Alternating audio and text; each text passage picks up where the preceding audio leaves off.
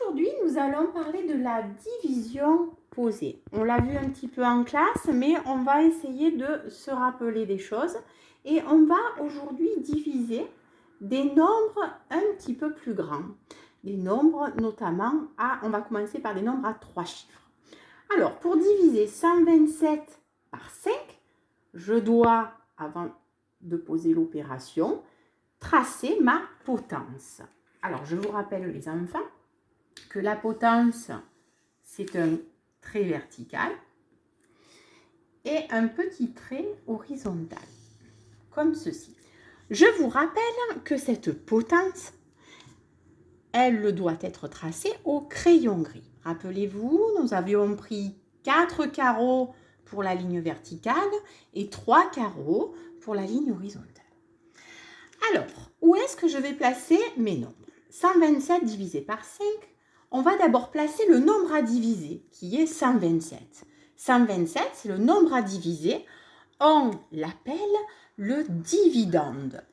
Je le place à 2 carreaux de la ligne verticale, comme ceci, en mettant un chiffre par nœud de quadrillage. 127.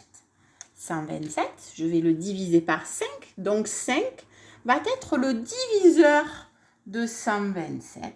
Et le diviseur, je vais le placer ici. Sur ma potence, je place également un petit signe multiplié, ce qui va m'aider. Alors, avant de commencer, on observe déjà les nombres. On va devoir diviser 127 par 5, donc ce qui est bon, c'est de se poser la question de savoir si 127 est un multiple de 5 pour savoir si la division va tomber juste. 127, si on le regarde bien, eh bien, il se termine par 7. Donc, je vous rappelle les enfants qu'un nombre qui se termine par 7 n'est pas un multiple de 5.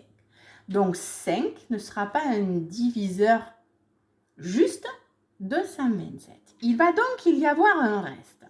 Dans la division posée, de ce côté, ici, à cet endroit-là, on note le résultat de la division. Vous vous rappelez, le résultat, on appelle ça le quotient. Et le quotient, je l'appelle petit q. De l'autre côté du trait vertical, ici, c'est la partie du reste.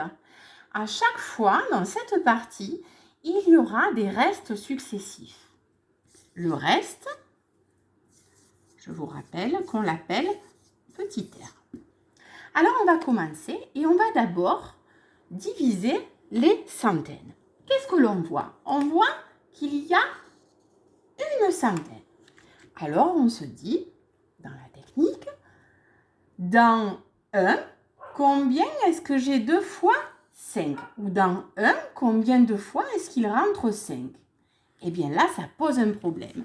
Parce que dans 1, on ne peut pas faire rentrer une fois 5. Donc là, je ne pourrais même pas mettre un 1. Ça ne suffit pas. Si le chiffre ici, le nombre que je prends à diviser est trop petit, est plus petit que le diviseur, cela ne fonctionne pas. Pour démarrer ma division, je dois avoir ici un nombre suffisamment grand par rapport au diviseur. Je vais donc prendre le nombre de dizaines en tout et j'aurai donc un nombre à 2 chiffres qui sera supérieur à 5. J'ai dans 127 12 dizaines. Donc à ce moment-là, je peux dire en 12, combien de fois est-ce qu'il rentre 5? Je vais donc chercher dans ma table de 5 et essayer de me rapprocher le plus possible de 12. Eh bien, je sais que c'est 2 fois 5.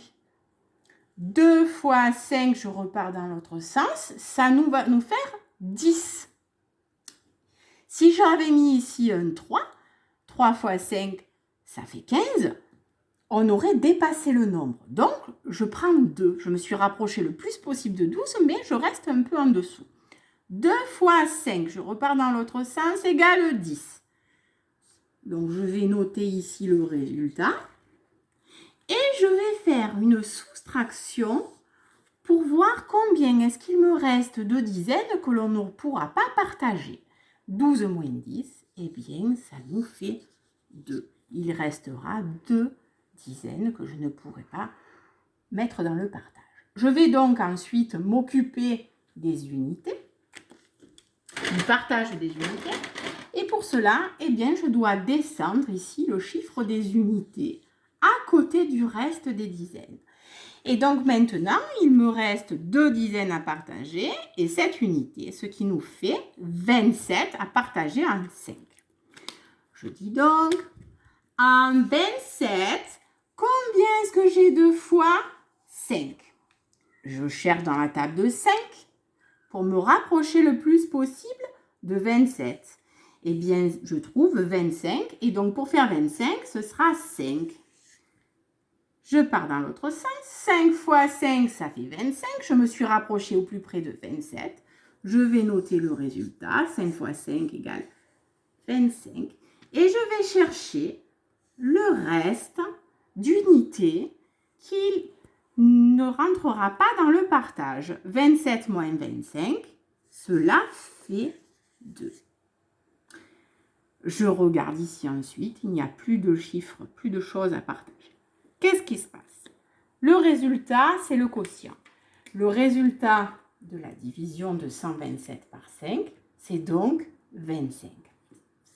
Le quotient est égal à 25. Et le reste, eh bien, il est ici, les enfants. Le reste, c'est 2.